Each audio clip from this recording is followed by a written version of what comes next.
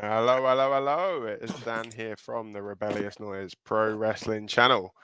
I am joined by Lucas. How you doing? All good, Mash. All good.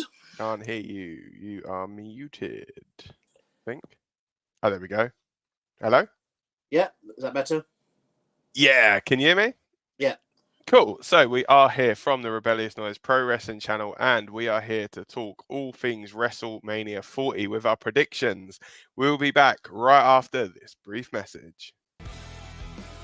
Welcome to the Rebellious Noise Pro Wrestling channel. On this channel, we bring you some great content from inside and outside of the squared circle. We will go through and offer some in-depth analysis of the biggest events of the year, as well as bringing you exclusive interviews with some of the industry's biggest names. There will also be live show reviews, in-depth features, and podcasts. So make sure you give that subscribe button a slam so you don't miss any of the action.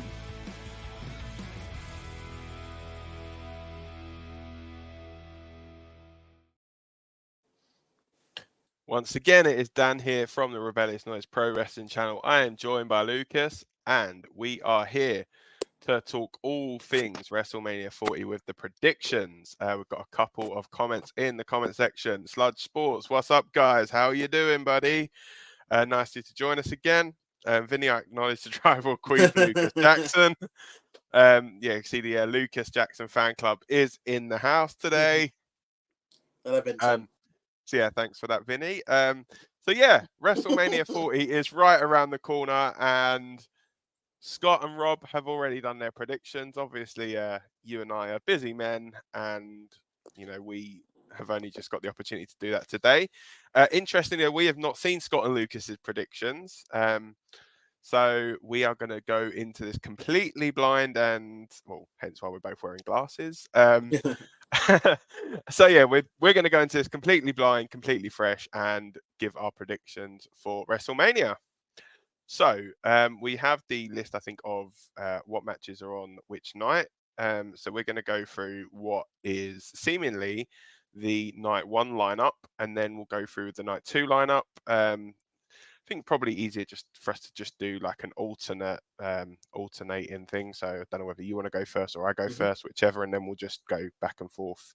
Yeah, easy with that. So yeah, so we are going to kick things off with a World Championship match, and that is for the Women's World Championship, featuring Rhea Ripley taking on the man Becky Lynch. Now, did you want to go first on this one, or do you want me to? You start. Okay, so a lot of people are saying that this could possibly be Rhea Ripley losing the championship to Becky Lynch. And while I can see that happening, I also think, Rhea is on such a good roll at the moment, and, she's doing such good things with that championship. And, would it really hurt for her to hold that for just a little bit longer? And we know how Triple H loves his long title reigns. Now, considering kind of later in the night or later in the WrestleMania, I feel as though there are going to be some considerable title changes. I feel as though this could potentially be one that remains with the current champion.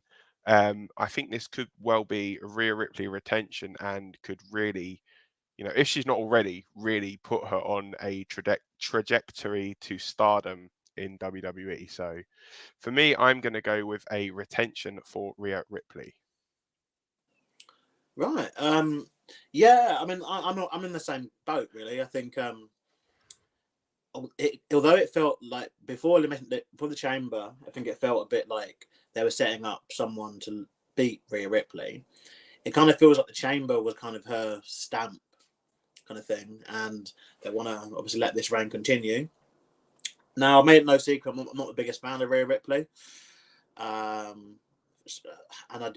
I think it'd be interesting seeing if she does retain, kind of, does she, and obviously the Judgment Day stuff, if that kind of reduces post-Mania, let's say, can she kind of just go back to having just good matches without all those shenanigans and having to be involved in, about 3 or 4 segments on the show. But yeah, I think because Becky she won the NXT belt recently, and you know, obviously her contract is rumored to be up soon and all that. But I think it's just been done before with Becky winning the title at Mania. Like, I don't think it needs to kind of happen again. So I will go with Rhea Ripley to retain the championship. So you're going with a Rhea Ripley retention. So it does then lead us nicely, as we talk about Judgment Day, into a match featuring the Judgment Day, and a match where the odds are very much stacked against the current tag team champions. So current tag team champions Finn Balor and Damian Priest of the Judgment Day will be defending both sets of tag team titles, the undisputed WWE Tag Team Championships, in a six-pack ladder match against Kofi Kingston and Xavier Woods of the New Day, the Awesome Truth, A-Town Down Under, is it New Catch Republic, Tyler Bate and Pete Dunne, and DIY. Now, interestingly with this match, although it is for the undisputed tag team championships, it is actually being spoken about the fact that this match will end with when both sets of titles have been retrieved. So, with that being said, we have the option of picking one team if we think that but one team is going to pull both sets of belts down, or we can have the option of picking two separate teams if we feel as though the titles are indeed getting split here. It does go to you first. Did you put that graphic back up, just because there are quite a few teams in this one? Yeah, I don't know. I think it's a kind of maybe a Freudian slip from Michael Cole. This whole kind of, you know, got to retrieve both sets of titles. It's just because there's more than one set of titles up there. I think that's it. I guess there could be argument that it could be done like that, but they've never done this kind of stuff before, and I think it would be a bit weird. Because the only way really is if obviously they do the teams grab the belts at the same time kind of shtick, which could happen, but I don't know. I don't see it. When this match was first announced, I thought the winners would be Awesome Truth. But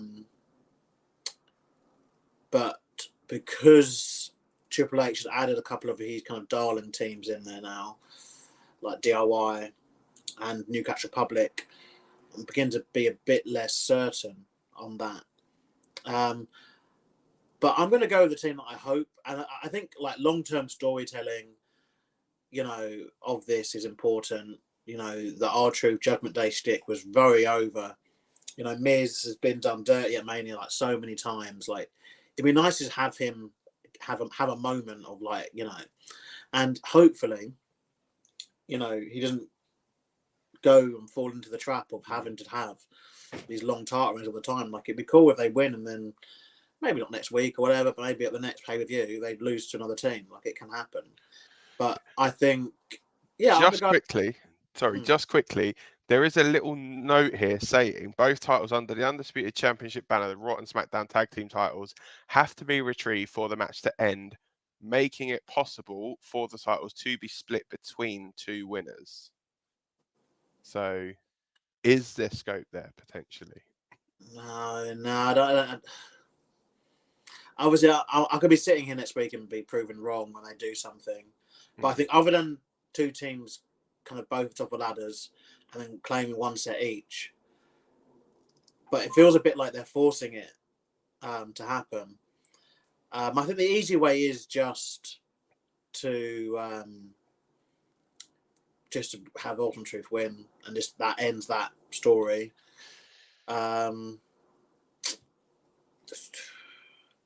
Yeah, I'm just going to go with Awesome Truth win. I don't see two teams winning. So, yeah, Awesome Truth. So you're going with Awesome Truth to get both sets of titles. Yeah. Okie doke.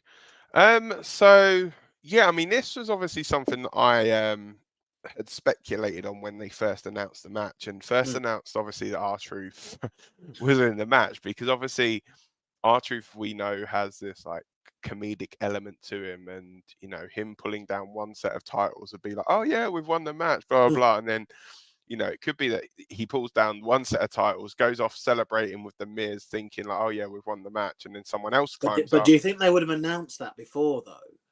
That's the thing that bugs me. I mean, not announcing, like, you know, if they want to do the R-Truth jokey thing, do you think they will then double down with saying about the rule?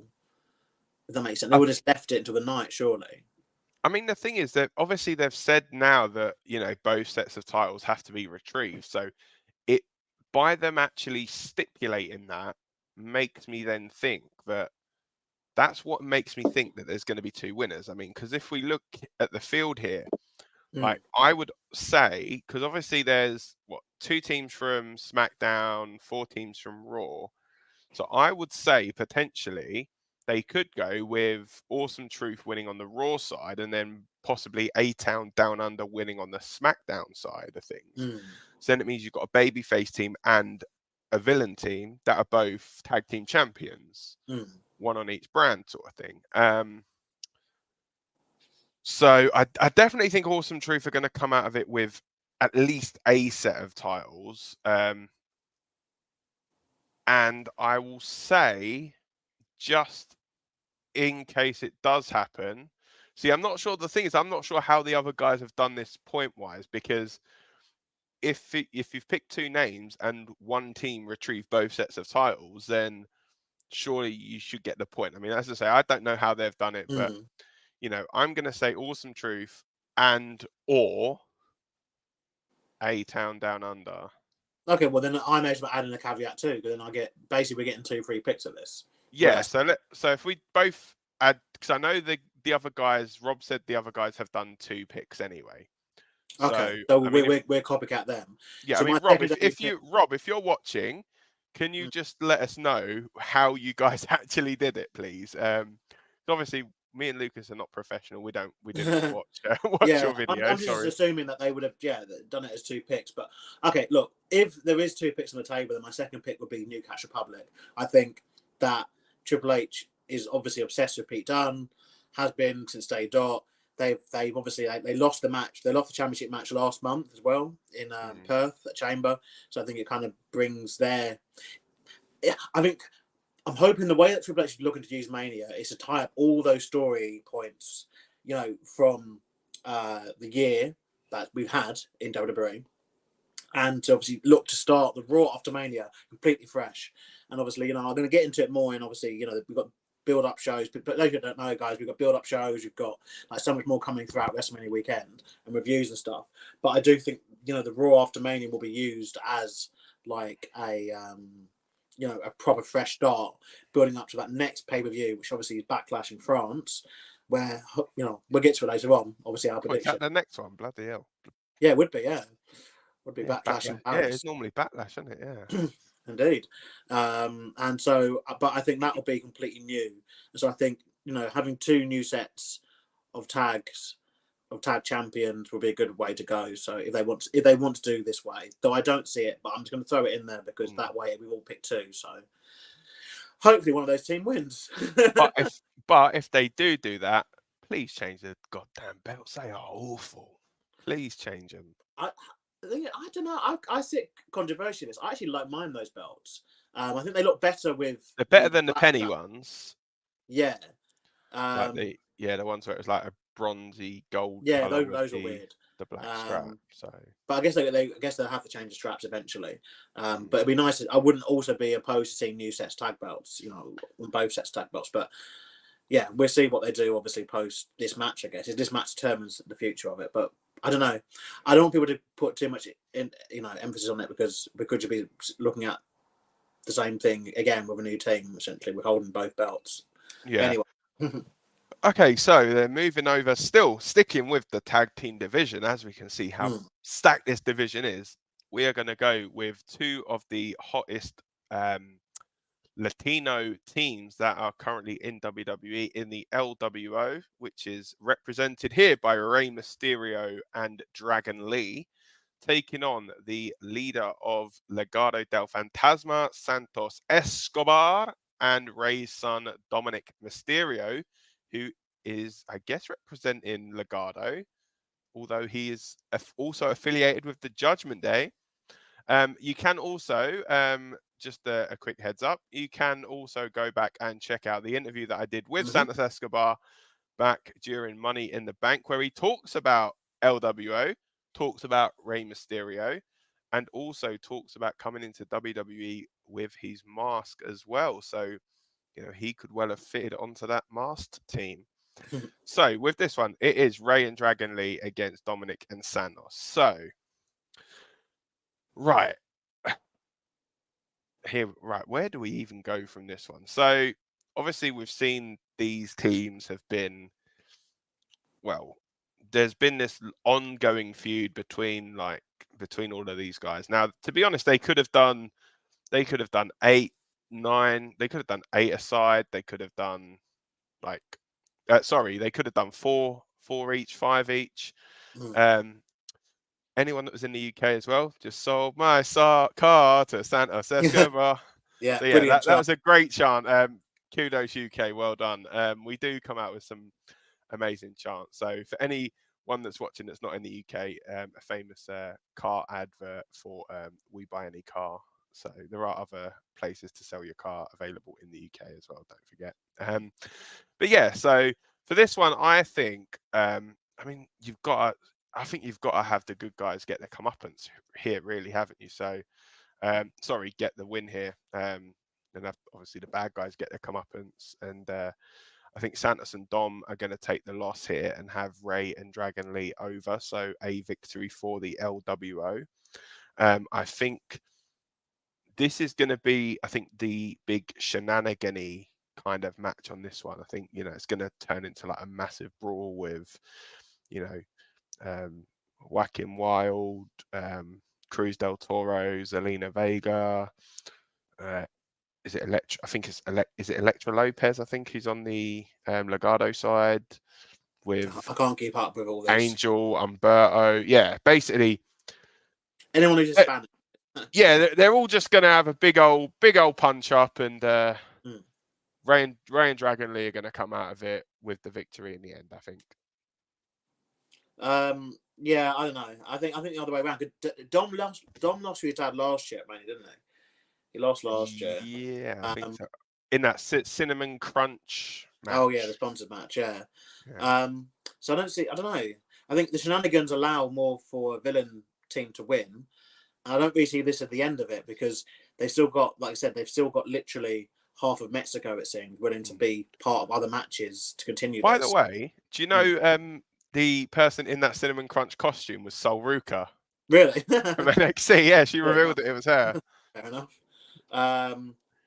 Yeah, and I don't see this at the end of it, which kind of, I guess, goes back on the point I made a minute ago about obviously Triple H wanting to look at Mania as being the end of things. But I think because there's so many kind of variations of this match that can exist, I see the villains winning here, and then I see the babyfaces winning down the line in some sort of 6-man / 8-man. They're all going to have to get involved. Some sort of, they don't do Survivor Series match anymore, so some sort of 5-on-5 thing maybe. Some sort of, street fight. It would have been good for a Survivor Series though, like a 5-on-5, because then you could have thrown in the two women as well. Yeah, literally, and had Carlito as well. Yeah, not even spoke about Carlito. Well, that's the other reason why I just don't think. I think the villains need to win this match. Carlito is such a deciding factor, and I don't know whether they can still get the same outcome of him not in the match. And I think they might want to build up to this potentially even at France next month. Backlash. So this is one where I actually don't think it's ending here. I think it's going to continue because it feels like it's really random. And then we still got SmackDown to go, so there could be shenanigans to what actually happens with this match. It could change, so that's another thing I wouldn't put past it. This match could change before we get to WrestleMania. It could become a 6 or 8 or even 10 person match. But I think in terms of this match, I'm thinking the villains win, so Dirty Dom and Santos win, and then later on down the line, the babyfaces then win. So you're locking in that it's going to be Santos Escobar and I think as well, Mysterio.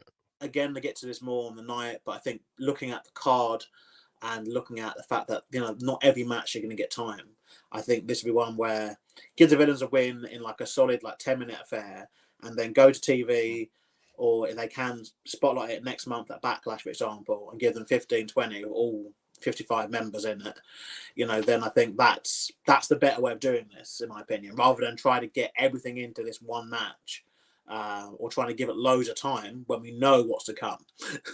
It's Do you very think heavy, isn't it, to me this year? Do you think they could literally just fill an Andre Battle Royal just with those people? Yeah.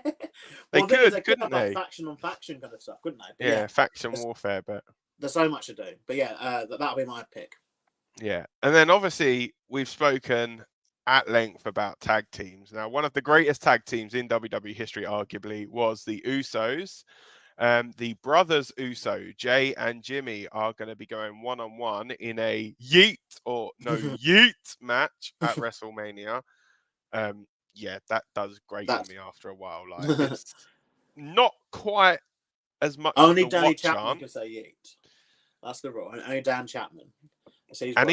And even that is annoying because it's coming from Danny Chapman. So we love you really, Chappers. But anyway, yeah, so it is Jay versus Jimmy. Where do you see this one going? Because of what I think is coming later on, I'll keep it very simple because I think we're going to talk about Bloodline quite a lot.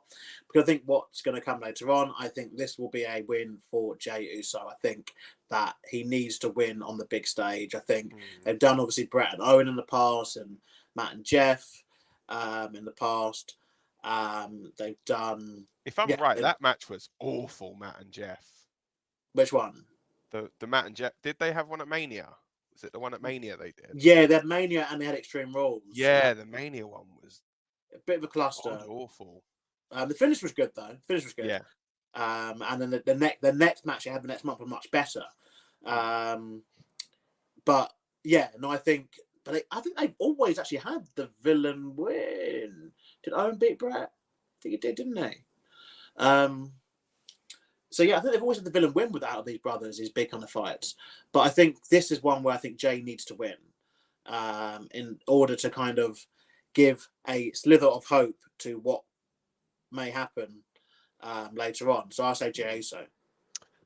Yeah, I think I'm in the same boat really. I think Jay kind of has to win, I think, just to like, as we're gonna hear quite a lot through WrestleMania, finish his story kind of thing. And yeah, I mean, I don't see I think the only reason for them having Jimmy winning would be to be like, okay, look, the bloodline kind of dominated on night one. I mean, to be honest, you could still even have in this match potentially Solo as like, and there's talk of Rikishi as well, possibly, obviously, the Usos' father. So, you know, you could also Daddy have, Uso. yeah, Daddy Uso, brother Uso, and then yeah, we'll get to another member of the extended kind of Uso family a little bit later on in Jimmy's wife.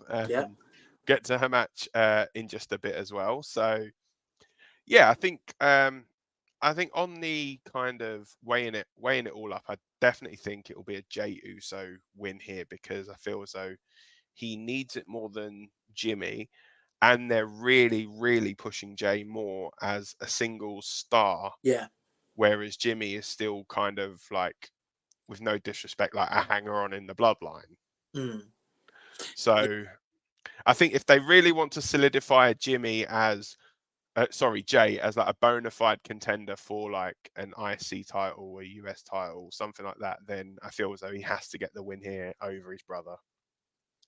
Yeah, I double checked where it was Owen who beat Brett. So it's every time it's happened in the past, it feels like, you know, it's always the bad guy who wins. So I think let's rectify that problem now. It's the better way to go. I think with Jimmy, I think that he's so tied into the bloodline thing, like you say, and I think he's gonna have other involvements over the weekend that are the moment, and don't get me wrong, the match itself will be a moment as well. You know, this is huge. Like people, you know, this is absolutely huge. Like the fact that this story's been able to be built like this, and also the fact that this Mania, the storyline of this Mania is being held over 2 nights in 3, you know, really big matches. Do you know what I mean? Yeah. Throughout 2 nights, which is the first time. Like, obviously, talking about WrestleMania 10, obviously Brett faced Owen in the opening match and went on to win the World Championship that same night. And then they also had the thread with Lex Luger getting the title shot as well. And that kind of kept that stringing along for like a little bit. But we've never before had this be so integral to WrestleMania, which I think is quite unique. 3 matches all kind of linked. Yeah, I think, obviously everything I think is hinging on what's going to happen in the main event. So I think the only thing is I think this potentially could get a little bit lost in the shuffle because there's so much other Bloodline stuff going on. It feels as though like this had been kind of hyped up for a number of months, but now it just seems like it's kind of playing about third or fourth fiddle to the rest of the Bloodline stuff. So on the subject of Bloodline, we talk about an honorary Us. So sticking with the Uso family, it is Sami Zayn taking on Gunther for the Intercontinental Championship. Now, this goes back to me. I'm going to be very, very quick with this. It's going to be a Gunther victory. His reign is going to continue, and then he is eventually going to lose that championship, in my opinion, to Chad Gable. No, I just have to disagree. I don't think Sami's winning it. I think they put themselves into a corner. It feels like with this, because I don't know when do you think Gunther loses? Then they wait till Berlin. No, I think I reckon it could be that he loses it, possibly to Chad on the Raw after WrestleMania. Either that or they do it at Backlash, because I think the plan is for him to win the world title at Berlin. Bash at Berlin. That's what I think they're going to do, because he'll go into Berlin as like a massive, massive baby face and going against like a heel, like spoiler, Drew McIntyre for that championship. Not only is that match going to absolutely bang, but I think Gunther's going to come out of that as World Heavyweight Champion.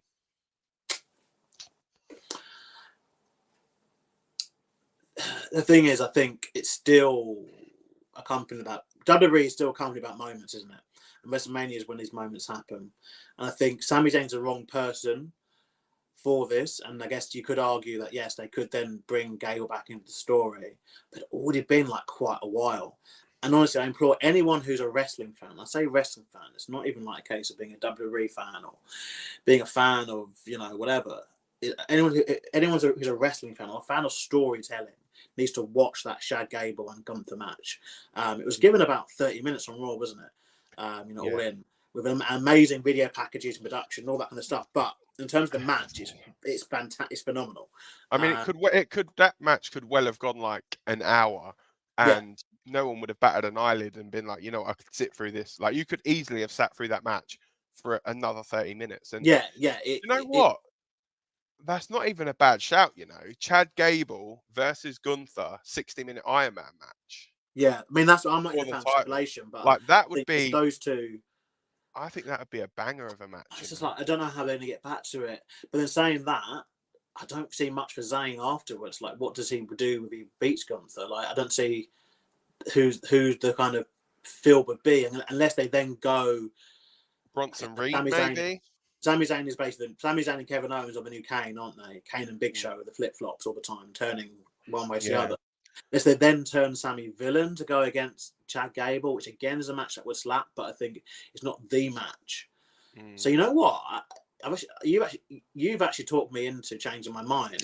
I don't know whether it's a good thing until after the show, I guess. Well, reigning champion, so. But yeah, no, I'm down for that, just because if it ends with Gable winning and there's opportunities throughout the next month for him to do that, and then if it then leads to Gunther becoming world champion later on in the year, then I'm also down for that too. So yeah, I'll go with Gunther retaining. Yeah, another attention. So basically, you're only going to go with Gunther winning on the proviso. So you're going to withhold your points until he's been the world champion. Yes. Okay. No. I'll go with Gunther winning. Okay, fair enough. Okay, so now your chance to talk me into a result. We now go to a match that was announced last Friday on SmackDown. It will be the team of Bianca Belair, Naomi, and in her WWE in-ring debut, obviously not counting the Royal Rumble, Jade Cargill taking on the remainder of Damage Control in the form of the WWE Women's Tag Team Champions, Asuka and Kairi Sane, the Kabuki Warriors, and Dakota Kai. So really lovely as well to see Dakota back. So she was injured at some time, doesn't she? Some yeah, people, I mean, yeah, it's good to see her back though.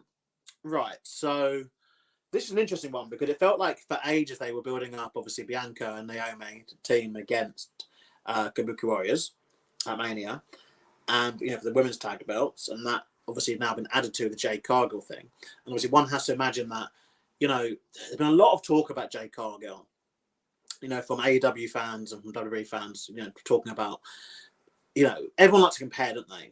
The use how she was used in AEW versus how she was used, obviously, here in WWE. But it just shows. To me, it shows the difference between the two companies. Like Tony Khan, as we've seen, he rushes people onto everything. And, he tries to sack his shows. And look, it's one way of doing things. But I think WWE is about the long term. They got Jade, they got her signed, and they want her there for the long term. They want her there for the long term in terms of their product and in terms of, obviously, what she can do. And we've seen people in WWE go, look at Rhea Ripley, spoke about her earlier. She was someone who came in kind of as a slow burn through NXT UK and then, the Mae Young Classic and then, appeared in the Royal Rumble a few years ago. And now, to many people would say that, she's one of the best women's wrestlers in the world. And I think WWE has that approach to a lot of these people. And I think that's what we're doing with Jade Cargill. And absolutely as well. Yeah. And absolutely 110%, this is about Jade Cargill, this match. The other girls are in this match to, obviously, it's good that you want to get more women on the show, but it's to enhance everything that Jade does. Jade is the star here. They've obviously already got Bianca Belair to a certain level. Damage Control is what it is. I mean, Asuka's kind of she's always going to be like the best one out of those three. Io, they've already got to a certain level, and obviously Dakota Kai, they're trying for a long time, but it's not Io Sky. It's what's her name? Kairi Sane. Kairi Sane. Yeah, but I'm talking about damage. Oh, sorry. Yeah. I thought you meant in this match. No, in this match though, still I think you've got Kairi Sane, who she's kind of at the level she's going to be at. Has the best elbow drop in the business though.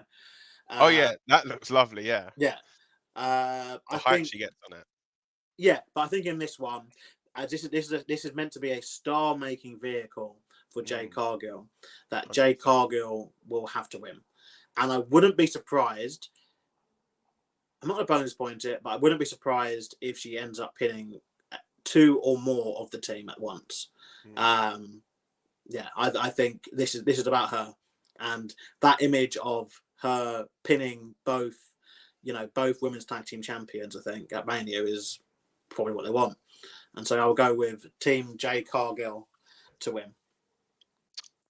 Yeah, I mean, I can pretty much only echo what you're saying there, really, because I think it's all about Jade, and I think Triple H has actually been smart because a lot of people were like, oh, are they going to have like Jade come in and face like Bianca or someone like that at WrestleMania? But I think he could probably see that she's not there just yet, like for a one-on-one WrestleMania match. So I think this is a good way to kind of protect her, so to speak.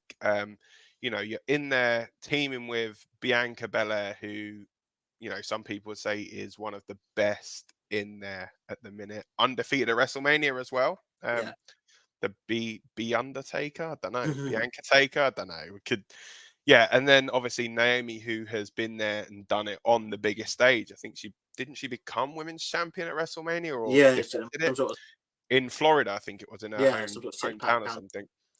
Yeah, and then obviously on the other side of things, you've got Asuka, who is a solid hand in the women's division. Like, if you can't have a good match with Asuka, what are you even doing in that women's division, kind of thing? And as you say, I think they are all there to kind of make Jade look like this big, massive deal, and exactly who, like, this is the person that we've signed.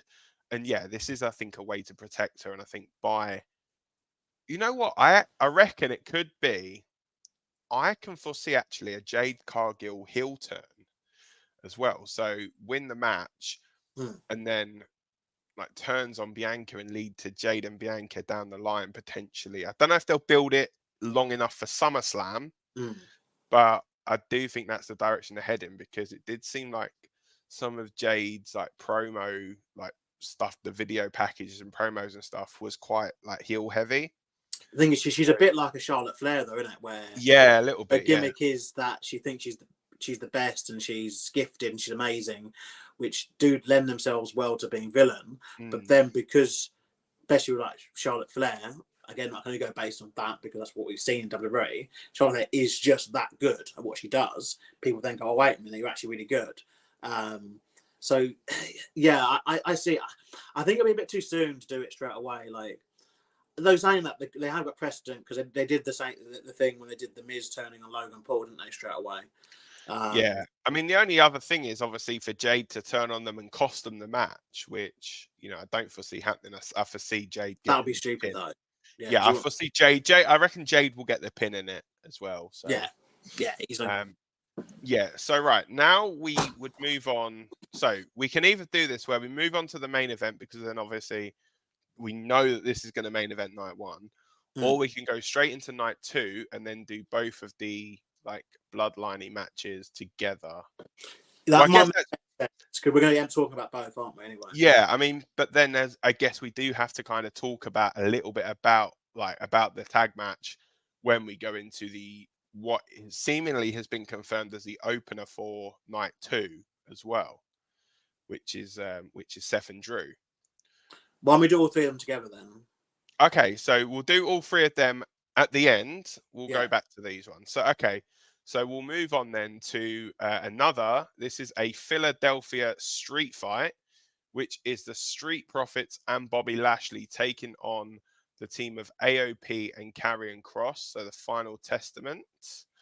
Who's first this time? It's me, isn't it? So, I don't really know with this one. I think they are going to put over Final Testament and Karrion Kross, because I think you wouldn't bring them back, make them look super duper strong, and really build them up as a team to then just have them lose at Mania in like their first match all together. I think it's a bit silly to do that at this stage. I mean, don't get me wrong, like some of the stuff that the Street Profits and Lashley are going to come out with is going to be awesome. But yeah, I just think it's going to be Final Testament that will come out of this one with a win. Yeah, I don't see this ending, but I think they have to look at the fact that this could be the start potentially of the Final Testament, like properly kind of getting a run. It is interesting seeing that SmackDown, Bloodline aside, obviously, can't seem to hold another tag team or stable. And again, it might be testament to the fact that the Bloodline are getting all the TV time. Whereas on Raw, obviously, you've got Judgment Day, Alpha Academy, even though they're like a comedic kind of relief, they're still able, and Imperium, New Day, obviously a tag team, but they're able to hold multiple of these. And again, it might be because of the TV time, obviously 2 or 3 hours, SmackDown's 2 hours. But it just seemed very much like the Bloodline stuff is so wasting down this show. Because you'd think by now, like even think of it like the Bludgeon Brothers, for example, like, a few years ago, back in like 2017, 2018, they were able to still have like tag team matches and become tag champions, on a show that still featured, all the other stuff that you have. So I think this is something they need to address. Because I remember being excited about this Final Testament thing around the Rumble time, and thinking that might even be when they appeared in the Rumble match, or if they were to do something around that, and nothing happened, and then went into the Chamber, nothing happened, and so it's like a case of, well, what have they been doing? And I found out it's just been a couple of segments here and there, and short matches, and not much really, has happened. I've always liked AOP. I think, I'm with you. I think the stipulation as well allows for, you know, the usual kind of interference / smoz that they like.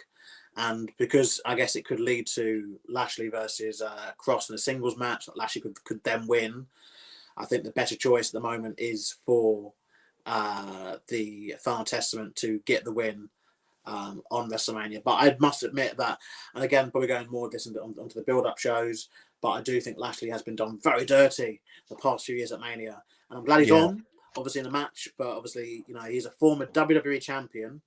I think he just deserves a bit more, but I don't know, maybe they're thinking, obviously, he's getting up there in age and thinking, you know, but I think he's definitely someone that Triple H has dropped the ball on, you know, since, taking over Creative Realm, because, you know, he was a mainstay of a lot of the pay-per-views, wasn't he, you know, before, and now it's like he clamours to get onto anything. But yeah, I would go with the Final Testament to win. Okay. Interestingly, that the team of the Bobby Lashley team is being called the Pride, apparently. Oh. So didn't even know that they had a team name. Okay, are they like lions or something? I don't know. But yeah, right. Let's now get on to the match for the United States Championship, which will see Logan Paul defending the United States Championship in a triple threat match against Kevin Owens and Randy Orton. So, who are you going to go for with this one? So, already, you know, I had picked a retention for the Women's World Championship and a retention for the Intercontinental Championship. Now, I know Logan Paul has been around a little bit more, and has wrestled on SmackDown a couple of times, but I do think that and hope that the era we're going to go into post WrestleMania is an era of no part-time champions, and so although I sneakily have a suspicion that Logan Paul might retain, particularly with Prime being the mat sponsor of this. I'm hoping that one or two things happens. If he does retain, I'm hoping it is a case of right now Logan Paul is kind of essentially a full-time WWE wrestler. You know, don't expect to wrestle every single week, but I'd expect, you know, him to appear in some form, you know, outside of WrestleMania season. You know what? That sponsorship really throwing a spanner in the work, because how can you have the guy sponsor the mat sponsor and lose? I know it sounds mad. Like, think where WrestleMania began, you know, 40 years ago. Do you reckon people were going like, oh yeah, they can't possibly have like Hulk Hogan and Mr. T lose because, you know, this, that, and the other? Like, I think, it's tough. But I think that sponsorship it probably means so much to them that they're just not going to have, like, Logan Paul just can't get pinned on that canvas. I know it sounds crazy, but he can't get pinned on the canvas of the Prime. Unless he sells the company or something, or falls out KSI, you know what I mean? He falls out with Triple H or something. Yeah, so I'm going to have to go based off a mat sponsorship deal with Logan Paul winning. Okay, fair enough. We've got a message here from Jonesy Chats Wrestling. Austin and Grayson Waller are going to be taken out of Mania by Joey Swole.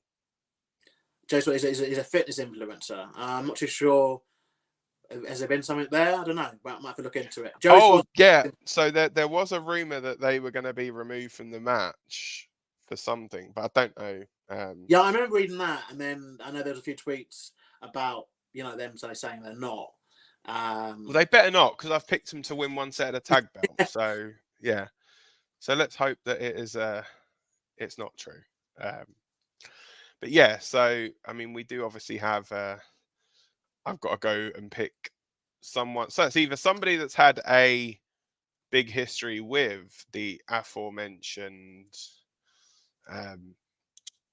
A-Town Down Under of Kevin Owens, or indeed Randy Orton. Or do we have a Logan Paul retention? I mean, it would be quite funny. It would actually be very, very funny. So we also got another one here saying Joey Swole has done a tweet speaking about Mania. Yeah, I'm just reading into it now. Okay. Sky Sports Lucas here. Wow.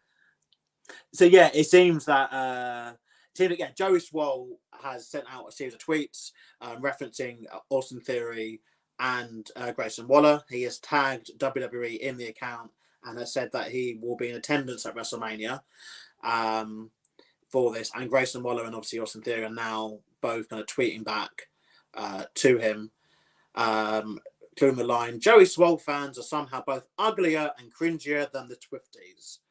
So, yeah, it seems like there's some sort of celebrity appearance, going down.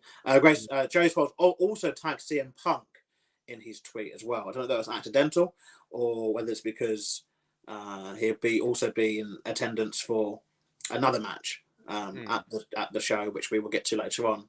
But it seems, yeah, there's definitely some little thing there. Joey Swole is a bodybuilder and a famous fitness influencer. He famously calls out a lot of people for their gym etiquette.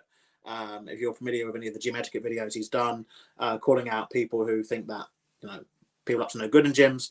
So it could be a good little thing they do, but it's a bit of a weird one. But it seems like it's that they've always had that celebrity appeal at WrestleMania. But yeah, that's all there is to it. I guess especially as they're in a 6-man tag like ladder match, it would be a bit too like cluster FE already. Well, I guess to be fair, they have to get rid of a team, don't they? So Joey Swole, they have to get one or two teams eventually. So I guess if A-Town Down Under are kind of doing their little thing in front of Joey Swole, and then it's like, oh, now one gets put through a table or something, so they can't thing. So it's but I think it is a bit of a messy thing to do in that kind of situation. But I guess Joey Swole, has a lot of followers, and it's just a case of they want some of that, don't they? Every time it seems. I guess when they're A-Town down under the ladders. So how do we get to much? I don't know, but anyway, yeah. Thanks for the comment there on that one.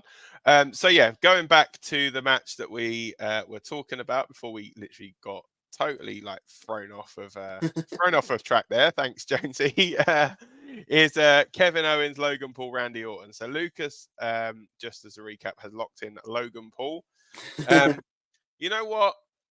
I'm going to go this now. I'm going to say Kevin Owens gives him a nice big stunner in the middle of that ring, RKO on top of the bottle of Prime, and somehow KSI is going to get involved. And obviously triple threats are notorious for no disqualification rules. It's weird because I as much as I want Logan to lose the title, I don't see Owens or Orton winning it. So by default, then I kind of have to say the logical answer is Logan Paul to retain. Although I don't want him to retain, but then I can't see Orton or Owens winning. So yeah, by process of elimination, Logan Paul. I got to that a really convoluted way, but I got there in the end. It is a hard one because there's so much to unpack in this. But what I will say, there's a lot of like matches where there seems to be like, case for interference / no DQ and all that kind of stuff. So it is a bit. They have to be very careful. I think that they're not repeating stuff throughout the shows. Because you've got so many tags and so many. And you don't want night 1 to be a mirror of night 2 and vice versa. You don't want it to be like, oh, there was interference in like match 3 here, so there's going to be interference in match 3 here, kind of thing. But, yeah. Okay, so let's now move on to someone who I feel has actually been done quite dirty here at WrestleMania, and that is Io Sky and Bayley. Obviously, Bayley being the winner of the Women's Royal Rumble. Yes, that's right, guys. Bayley won the Royal Rumble. Not that you would think it, because all the women talk has not been about Bayley. WWE press conference for WrestleMania. No sign of Bayley. All this build up to WrestleMania, hardly any mention of Bayley. It's mainly been about everything other than Bayley. And I reckon, because this is me, isn't it, going first with this one? Yeah, it is. Okay, so my thoughts here, we are going to see Hugger Bayley return. We're going to see Bayley come out. She's going to come out to her normal music. Then she's going to put her hair up in the ponytail, the side ponytail. Bayley buddies are going to go off. The old music's going to be back. Bayley's going to go down to the ring, put a whooping on Io Sky, and leave WrestleMania XL as WWE Women's Champion like she deserves. And if that's not all, guys, you can go back and hear Scott talking all about Damage Control breakup, her song, and plans to secure her WrestleMania moment. Well, that was back at Money in the Bank, and Bayley did well and truly secure that WrestleMania moment. It wasn't through winning the Money in the Bank briefcase, because that's what Io Sky did, but Bayley did get there by winning the Women's Royal Rumble. So for me, Bayley is coming out of this match as your new WWE Women's Champion. Yeah, I mean, I think it'd be nice to see the return of Hugger Bayley with the Bayley buddies and stuff. Now, this might be a controversial thing, but I think this match will be really short. Like, I'm talking Goldberg level short. I think it might squash. Like sub 1 minute. I just think I'm looking through this card and going, something on each night's going to have to give. And I just think the best way, there's two ways they book this match. Number one, they give it loads and loads of time. And in the nicest possible way, this is one of the least interesting matches to a lot of people on the card. And I think it would be the wrong decision to do the, let's stick it and show them and have a good match anyway kind of vibe. I don't think Bayley's that kind of wrestler. I think there'd be interest. Yeah, don't get me wrong. If he does bring back the Hugger and the Bayley buddies and the entrance will get a pop and it'll be good. But I don't see it lasting longer than that. And I think because they've already got the other Damage Control members doing the 6-woman tag, I don't see a reason to kind of have, and they've got other matches where they can have this whole interference, like we've touched upon with the triple threat a minute ago, and we've got the street fight, and we've got all the other matches and the bloodline stuff, which we are going to get to. People are just tuning in. We haven't discussed any of the perceived main events or the men's World Heavyweight Championship match. Yeah, that is all still to come on this podcast. Those matches are still to come later on. Those three, they are three main events essentially, aren't they? Because they're for both the World Championships and involving obviously the bloodline. But we will get to those later on. But I think in terms of, there's so many, basically what I'm getting, there's so many matches where we can have this interference and shenanigans. And then you've got so many like wrestling matches as well. And again, for the women, I think Rhea and Becky's the one they're going to want to, because they spotlighted it so much. The WrestleMania kickoff show spoiled it essentially, said that's the big women's match.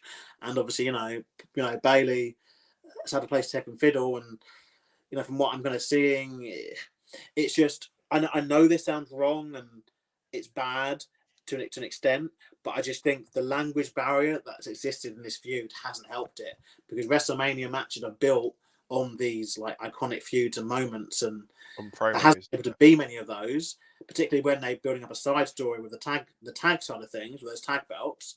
And I just think there hasn't been as much Bayley as there needs to be. So I think their other way out of this is to do it as a squash. And I think that would actually be a breath of fresh air, because they don't exist as much, and B, I think it would be the right decision to do, particularly after, I think if they do night one, like the 6-woman tag, that's the rest Damage Control done. And they could even do something when potentially Io Sky appears in night one to try and cost, and they do the whole, Damage Control now bound to ringside from night two kind of thing. So that could also be a thing. But I just think, in my opinion, as much as they could tear the house down, and I'm going to be proved wrong, I think this should just be a short match and definitely a victory for Bayley. And then they can move on this entire SmackDown women's division. Because the problem when you have one belt, both your belts obviously on one faction, especially for the women, because there's no mid-card belt as well. All your eggs are in one basket. And it's a basket that sadly has got a lot of holes. But yeah, I would go with Bayley to win.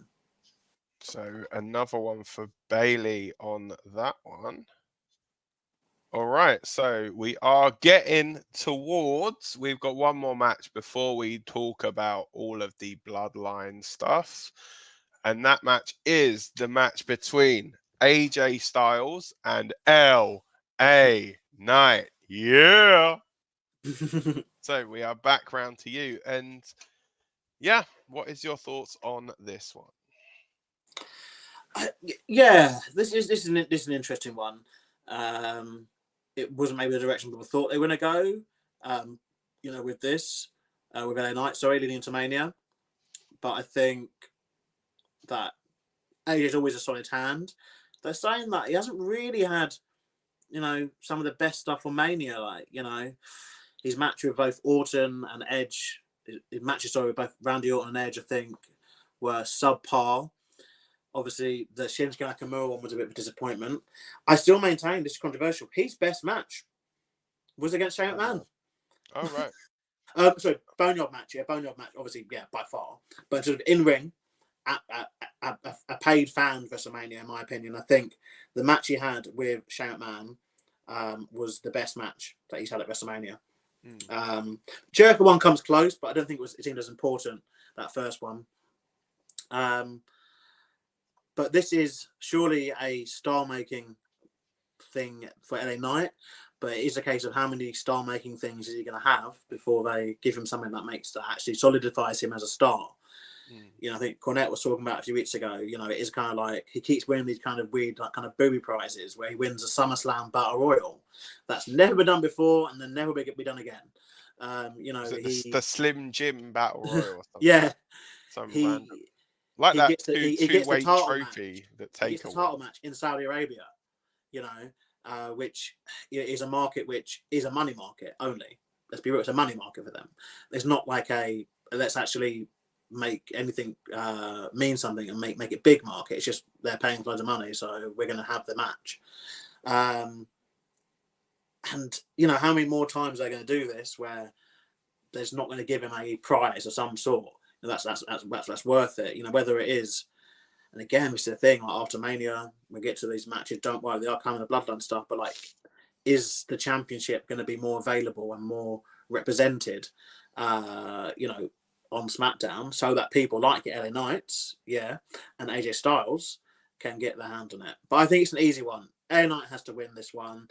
There's nothing really from AJ winning this. He's got nothing else to prove in this company or in wrestling in general. And I think if they want to do something with LA Knight in this year, then I think he needs to win this match. If he doesn't, and they want to continue this, then fair enough. But I don't see much coming from that. I think just do this match, build LA Knight up to something different, next month or throughout into SummerSlam, and hopefully give him some sort of tangible prize of some meaning this year where he can really kind of, get the ball rolling with. That's what I think. So LA Knight to win, in my opinion, my pick. Yeah. Like you said, I don't really think AJ's got anything left to prove. I think LA Knight is... It's going to sound really, really strange because he's been around so long, but he's still like seemingly in the infancy of his WWE career kind of thing. So obviously he went through like the NXT stuff, then went through all the Max Dupree stuff. You can hear him obviously talk a little bit about stuff with Scott here, where he spoke about stuff with The Rock and Austin. And interestingly, though, I think LA Knight's promos have kind of died down a little bit since The Rock has come in. And there was obviously talk of LA Knight. Oh, it's quite similar to The Rock in like his promo stuff. But, I don't know whether it's been a conscious thing, but I just don't feel like there's been like the same build up like to this than there was a few months back. But yeah, I still think we're going to see LA Knight come out of this one with the victory. Yeah, I think it's the right decision. I think he needs something just tangible, and this will help at least. It's something like he's beat AJ Styles at WrestleMania. Last year WrestleMania wasn't even on, so it's a case of he's gone at least from that to this. But I think some serious work will be needed. I think for a lot, to keep the fans' interest in this, and particularly if, again, we're going to get to it. It's coming next. The Bloodline stuff. Obviously, if The Rock is sticking around post Mania. I think they will have to do something very differently with LA Knight to make sure that can exist in the same universe as a universe where which is bonkers, but The Rock is on weekly television in 2024. I think The Rock's been on more in these few weeks, I think someone said, than Roman has all year. Yeah, it's crazy. It's mad.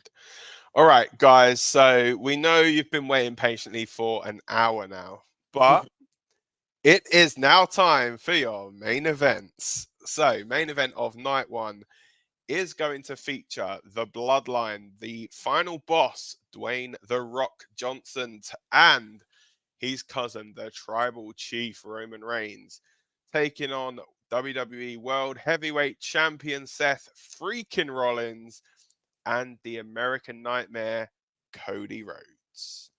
So, this one is me going first. Okay, so with this one, obviously, we know there are going to be connotations for the main event of night two.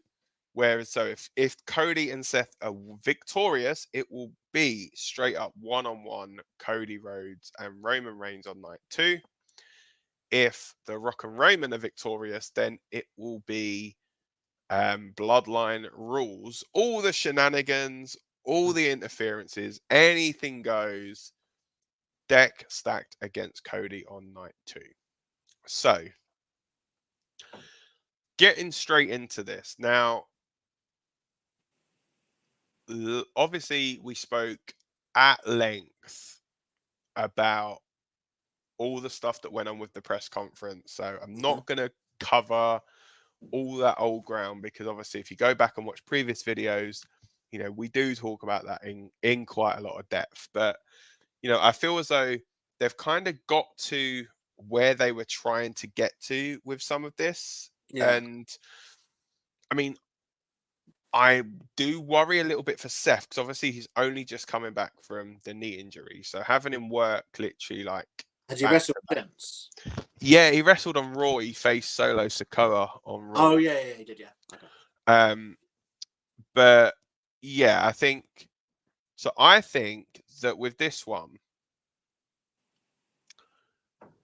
I think they have to have Roman and Rock win because, like, I think for Cody to finish the story, doing it one-on-one would be like, yeah, okay, you were the better man.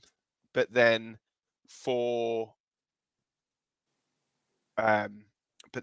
I guess for doing Bloodline Rules, it's like, okay, we have really stacked the deck against Cody and he's still come out of it victorious. But then the thing I keep thinking about is, I mean, this is spoilers. I think both Seth and Cody, are both losing on night two. It's, are you going to pin one of them or is one of them going to get beaten? I don't know. Because, yeah, is Seth going to get pinned, say, twice over 2 nights? And it's like, does The Rock need to get a pinfall on somebody? You know, or is The Rock there purely to take the pinfall? As stupid as it sounds, is The Rock only there to take the pinfall? Because, you know, if he pins if Roman gets pinned, then it's like, this is unprecedented. Like, I think Jey Uso, was the only one who's pinned him in however long. Cody Rhodes getting pinned. What is that going to do for the main event of night two? People are going to be like, oh, well, Cody's been beaten. Seth getting pinned. How is that going to lead into the Drew McIntyre match? So the logical thing would be Rock takes the pinfall. But will his ego allow that?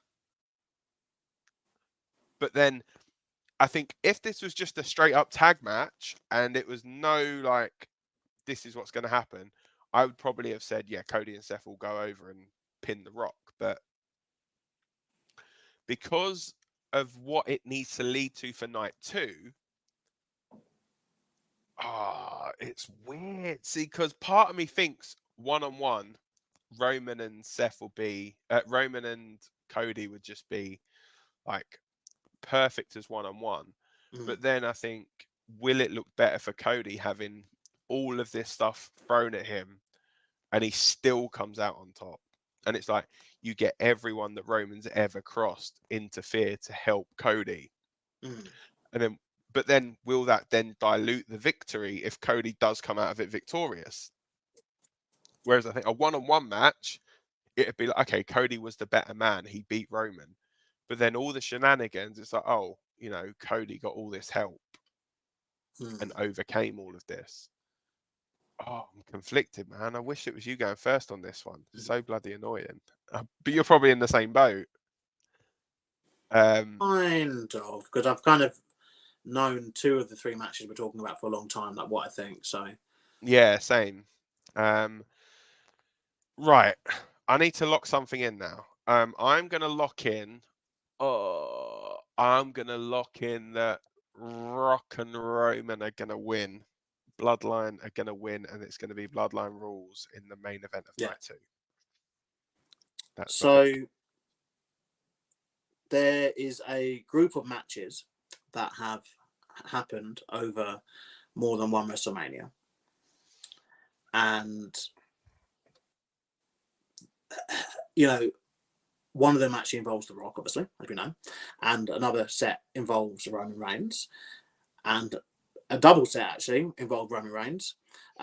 So obviously, you look at Rock and Austin. That match happened over 3 WrestleManias.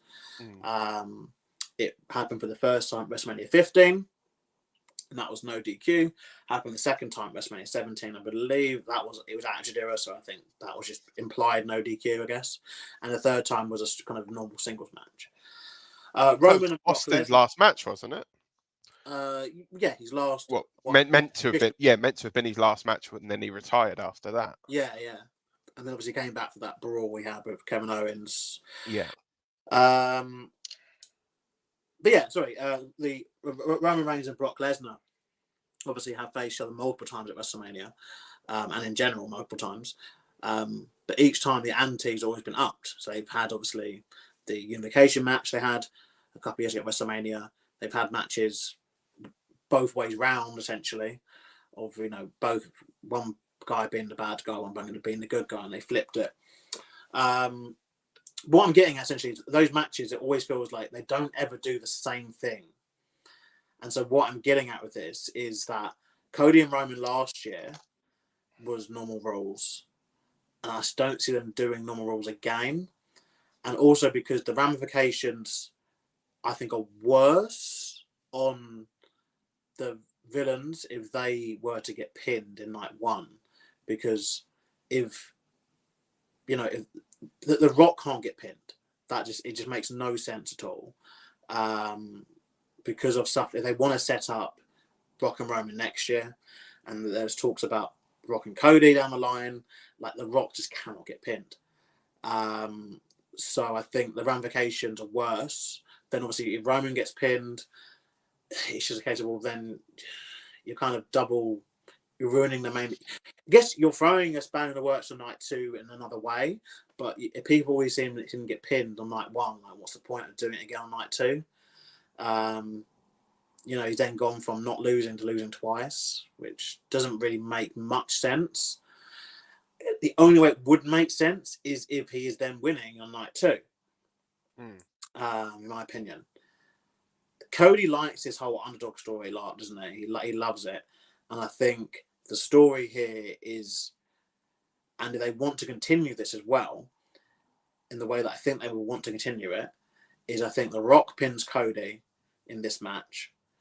And then we will continue with our next matches. But I think it would help for what I feel they're going to do down the line if The Rock pins Cody Rhodes. It's probably the safer of all the other options, because The Rock pinning Seth does nothing, because Seth's not going to be involved in the match the next night. Roman pinning Seth makes no sense, again, for that same reason. Roman pinning Cody, I mean, that's probably the second best option, but it then kind of makes, I think The Rock, the whole final boss shtick is kind of, he now needs to kind of prove that, obviously he's able to jump into that straight away because of who he is, but I think he needs that moment of, okay, he's the final boss for a reason. Like, even Cody couldn't beat him, which, again, I'll pause because it will continue afterwards. But yeah, I think the villain team of Roman Reigns and The Rock are this one. Okay, so we are locked in, which then does lead into obviously the main event of night 2, which we are both saying will be Bloodline Rules. So that's a good thing. It's not like two separate things we have to talk about. But yeah, we do have the small matter of Seth Rollins' second match. So it looks like he is going to be having the shortest rest time out of anyone at WrestleMania. If the rumored running order is to be believed, it's going to be main event of night 1 and then opening of night 2. It will be Seth freaking Rollins defending the World Heavyweight Championship against Drew McIntyre. A Drew McIntyre who, well, he's featured quite heavily on the Clash at the Castle Scotland poster. So would seem as though Drew has re-signed with WWE as well, because you wouldn't be, if his contract is apparently up just after WrestleMania in April, you're not going to heavily promote him for a show in June. So it kind of feels like this might have been one of the caveats he wanted in his contract, potentially. Yeah, maybe. It has to be a UK or Scotland-based pay-per-view, and obviously we could speak about till the cows come home about obviously how WWE somehow somewhat fumbled this in the UK, obviously with gifting AEW Wembley. How the glass cow comes home. But yeah, which again, I guess, is it your way of saying this is potential spoiler for this match, I guess. But though I don't always read too much into that, because he could still lose at Mania and then still be on that and win it then, I guess. Yeah, maybe. Or there are other pay-per-views like Backlash in France. But I believe that the momentum is so much with Drew now. Heel character's amazing as well. Yeah, like I think the momentum so much with Drew.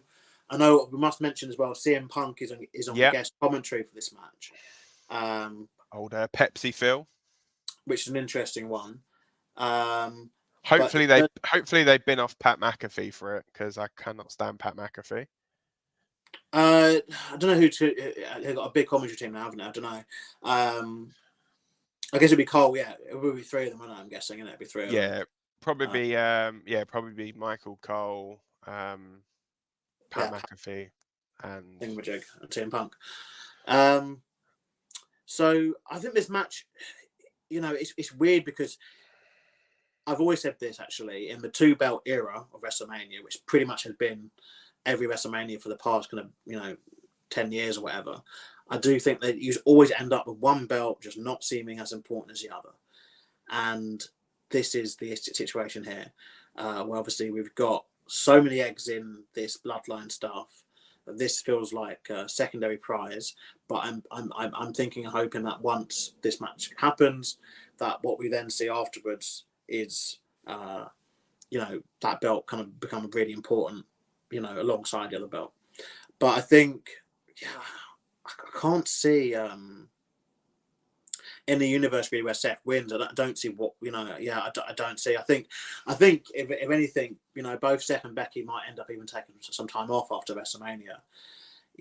Definitely Becky, I think. But then we look at this, we could be wrong. We could be sitting here next week and Becky's won and Seth's won, and they're still obviously going to be champion going to the next pay-per-view. But I just think it's definitely starting. It's starting to give 2019 vibes really with Seth Rollins, where the fans are they're at the kind of tolerance level of him, and I think we need change. And he's had the belt for a long time now, since last May. And he's been injured for some of it. So, yeah, my pick is Drew McIntyre to win.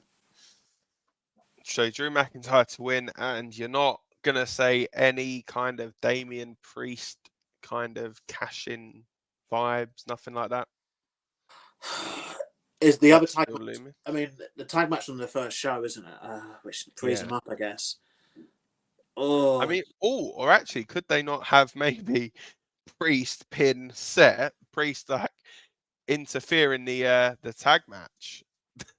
Oh, God. Cash in, pin Seth in the middle of that match, and just wander out as world heavyweight. No, no. In all seriousness, No. so you're going with Drew McIntyre for that one, yeah? I still don't foresee Damian Priest cash in. No, but you say Drew's gonna win, yeah? Yeah. Okay, right. So for me, this is going to be a fairly quick answer. Drew McIntyre is leaving WrestleMania, I feel, as World Heavyweight Champion. He's finally going to get his plaudits and win a big WWE Championship in front of fans.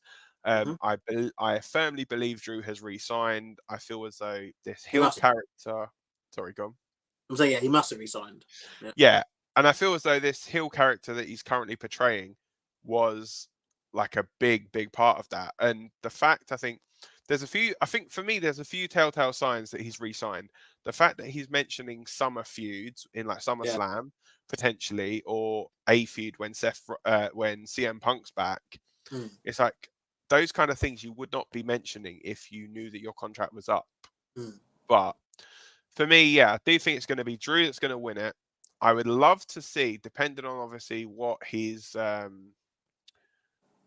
injury status is, Drew versus Punk at Clash, potentially. Could be a very good match. And yeah, so for me, yeah, Drew McIntyre is going to win. I don't think there's going to be any cash in from Damian Priest, but I do feel as though Drew is going to finally get his moment in front of fans in this match. Yeah, easy. Nice and quick, that one. Yeah. So yeah, and then is it back? Yeah, it's back round to me for the main event of the entire show, which is going to be Roman Reigns versus Cody Rhodes for the undisputed WWE Universal Championship. Now, we do have to caveat that this could well be a one-on-one match, straight up one-on-one. It could be Bloodline Rules. Obviously, what me and Lucas have both said is going to happen on night one would insinuate then that this is going to be Bloodline Rules. For me, it does not change my prediction either way, whatever happens on night one. I feel as though this is the time and Cody Rhodes is leaving WrestleMania as the champion. I think if it is going to be Bloodline Rules, then you're going to get all the interference from the Bloodline. You're going to get the people like the strategically placed truck. You're going to get like your John Cena's, your Stone Cold Steve Austin's, anyone that's had any kind of issue with a Bloodline come down and just essentially run the Bloodline out of town, leaving Cody to hit about 400 crossroads, pin Roman Reigns in the middle of that prime bottle, in the middle of the ring. Cody celebrates, confetti rains down, puts that belt over his mum's shoulder. Both of them ball out in tears. You get Kingdom blasting out over the speakers. Such a banger. And then you're going to have, after he gets at the top of the ramp, The Rock come out, shake the hand of Cody Rhodes, raise his hand. And that is going to be all we see of Roman Reigns for the rest of 2024. There we go. That's it. Yeah. Yeah, I've always believed that it has to be Cody to win at WrestleMania this year. I think they are at risk of losing a large portion of the fan base if Cody does not win at this year's WrestleMania. I think it's such an important match, and they built it up so well for a Cody win, and only really in this people have to understand though, this is a title reign we're most likely never going to see repeated in the future. I'd probably go as far to say probably within our lifetimes. I think in terms of the length of the title reign, in terms of the stories that are built around each of these matches. And yes, I know Roman gets a lot of stick for being part-time now, but it wasn't at the beginning of this reign. It wasn't. And the fact that it's kind of transcended like different eras of WWE, in terms of obviously the controversial ownership that's going on at the moment. Well, not controversial really, but controversial, around one of the former owners. Whose name is now banned in WWE officially has been banned. They're not allowed to use Crazy. his name in WWE. It's crazy, but look, Roman was a Vince guy though. It's a Vince project, through and through, everything about him, from suckering succotash or whatever, suffering succotash. Could you imagine Cody Rhodes saying that? His lisp. But yeah, no, I think that this seems to be, there's a lot of people who obviously want, you name them, to be coming in and interfering in this match, to level the odds for Cody against the Bloodline, as obviously the Bloodline will be represented most likely by Solo Sikoa, by Jimmy Uso, and Lord knows might even be Jey Uso again by the time this all goes down. And obviously Paul Heyman there as well, the Wiseman. So yeah, there'll be and The Rock obviously as well. So I think there'll be a lot of people, and a lot of people want that Stone Cold and The Rock kind of face off again, which I guess could be part of this. And we could even see Brock Lesnar be coming down as well, as he's now off the investigation. And obviously he was one of the ones that really got wronged by Roman Reigns in this whole kind of story. So the man who Roman beat to become the WWE champion, the WWE part of the Undisputed. Yeah, 2 years ago. Yeah, and let's not forget Roman went into that already as the Universal champion as well. Am I right in thinking, was the belt not red when Roman won it? And yes, it was. And so won it when it was a red belt. Then it turned to blue. Mm-hmm. Then it turned to 2 belts. Then it turned to 3 belts. Yeah. And now it's turned to like 1 belt. Mm. It's crazy, man. But yeah, in terms of my pick for this match, I believe that Cody Rhodes will be beating Roman Reigns, and I believe that if The Rock wants to stick around, I believe that they will end up doing Cody Rhodes against The Rock down the line, which is why I felt it was important that The Rock pins Cody Rhodes in night 1's main event, and they can revisit that potentially at SummerSlam or Survivor Series. And then they are going to do The Rock against Roman Reigns next year at WrestleMania. And I believe that would most likely be a retirement match for The Rock and maybe even Roman. They could do something like that where it just ends up, because I don't see much out. There's definitely not anything else for Roman this year in WWE. I reckon it is going to be the last. I mean, unless he does something at I reckon The Rock and Cody potentially SummerSlam. But then I don't think we're going to see Roman. Do you know what? I reckon Roman could be a good one for a surprise number 30 in the Rumble. Yeah. And that's the next time we see him. But yeah, I don't see much in it. I mean, I'm going to be proved wrong. Like, it's up to him what he wants to do, but it is going to be very hard to top what has come. And they'll be aware of that going forward. And I think, going forward, they want to obviously, on the Raw side of things, obviously they want to be doing Drew and Punk down the line, depending on when Punk's back. They want to probably do, Drew and Gunther down the line. So I think there's enough on that side. And obviously maybe even mixing up Jey Uso in the mix. I think Jey Uso, one could argue, he could leapfrog almost the IC belt in a way to a World Heavyweight Championship opportunity down the line. Because obviously Drew and Jey, obviously still storyline threads going from that, from the Bloodline days, and at the original Clash at the Castle. Actually, one could argue, obviously, you could be seeing Drew and Jey Uso, at Clash at the Castle, kind of bring everything kind of full circle.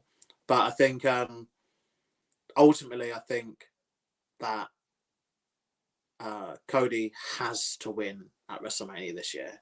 I think if nothing else, I'm happy to get everything else wrong in this, but I think Cody Rhodes has to leave with that championship. 100%.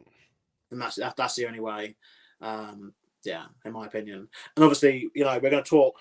I think you're not be on the build up, but obviously I'll talk at length with Scott and with Rob, with obviously our build off kickoff show here. Obviously, as we can only imagine, the next few days, WrestleMania week really does pile up, doesn't it? As obviously, as well as WrestleMania itself, there's massive SmackDown, there's NXT, there's Hall of Fame, there's you name it. There's the Slammies, apparently they're back. again. There's so much content going on, isn't there? Well, we'll be seeing the Foundies this year as well. They took a year off for this year, back next year. But there's quite a lot though, and I think I think that has to be one thing that happens. Cody has to. So I'm just trying to talk myself out of it, but I can't see any universes this in the way he doesn't. But on our kickoff show, Reb Noise, we talk in depth about. Now our predictions are locked in, but we'll talk about a lot of the other rumors, possible surprise guests, all that stuff. Guests. We'll find out, I guess, about the WrestleMania set. Isn't the set revealed today, isn't it? I think so. It's one of them, but from what we've seen, it does look quite nice. It's a WrestleMania with a big XL, and I think it seems like they're coming out of like the little triangle bit under the X, seemingly. But I've noticed that. We'll see when it's actually revealed. But kind of like they did with a star at WrestleMania 38. I want to say the one that Cody returned at 38. Yeah, 38. Yeah. But obviously this was me and Lucas doing our predictions. If you want to see what Scott and Rob had to say, then they obviously got a bit more glammed up than we did on this. And they put their Sunday bests on to go and talk all about the red carpet preview. It's their predictions on this one. And that is over on the Rebellious Noise Pro Wrestling channel, which is where you can catch all of your Rebellious Noise content. And there'll be a lot more content to come over WrestleMania week now, pretty much. It's not even WrestleMania Saturday and Sunday anymore. It is WrestleMania week. You've got, as you say, you've got WrestleMania SmackDown, technically. You've got WrestleMania Saturday, Sunday, Hall of Fame, NXT Stand and Deliver. This is the first ever fully Triple H booked WrestleMania as well. Oh yeah, true. Obviously, last year there was still a hand in it from you know who, and the Raw after WrestleMania hopefully will not get ripped up at the last minute and rewritten like it was last year. And hopefully, actually, he's now going by the name of Paul Levesque, not Triple H. So hopefully, Paul Levesque will come out with some great stuff on Raw after WrestleMania as well. And I'm sure we can get a team together and do some content on that over WrestleMania weekend. But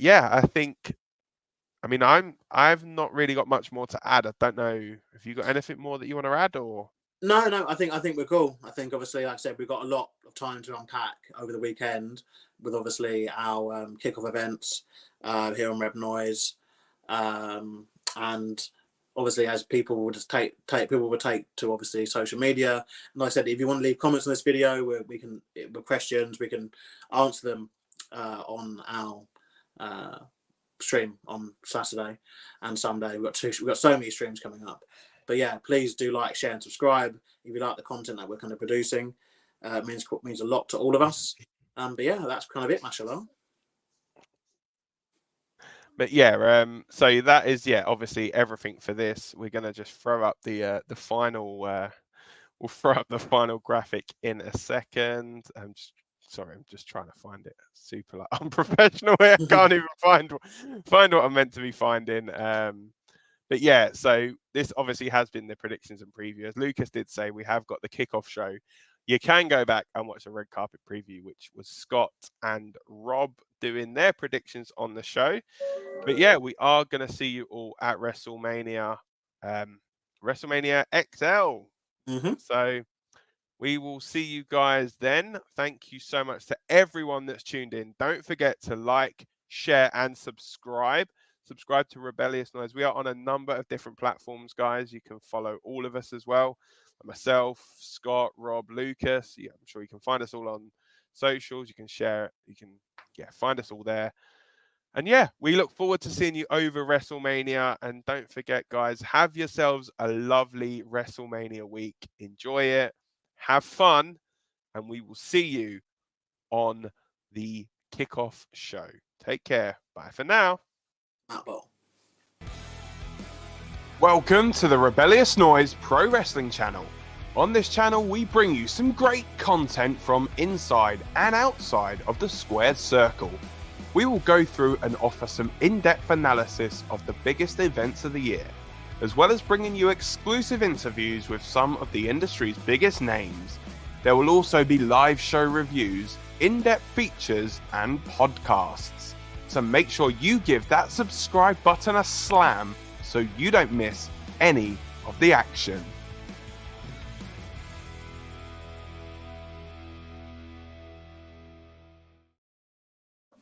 But you're worried that we'll become friends.